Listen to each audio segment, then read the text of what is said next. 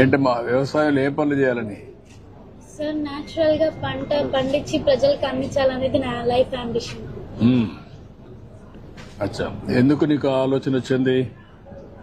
అంటే ఇప్పుడు ఎక్కువ ఫెర్టిలైజర్స్ తో పండిస్తున్నారు కదా సార్, దాని వల్ల మనుషులకి హార్మ్ అవుతుంది. అది నాకు చిన్నప్పటి నుంచి అనిపించేది. అంటే ఫుడ్ హాస్పిటల్కి వెళ్ళినా కానీ ఫుడ్ తీసుకోమని చెప్తారు కదా, ఆ ఫుడ్ బాగోకపోతే ఇంకా ఏం తింటారు ప్రజలు అనేది ఒక ఆలోచన వచ్చింది నాకు. అందుకే బెస్ట్ గా ఫార్మింగ్ చేసి న్యాచురల్ గా ప్రజలందరికీ అందించాలని. మన రాష్ట్రంలో ఒక ప్రయోగం జరుగుతుంది, తెలుసా నీకు? నేచురల్ ఫార్మింగ్ అని, జీరో బడ్జెట్ నేచురల్ ఫార్మింగ్. విన్నావా నువ్వు ఎప్పుడన్నా?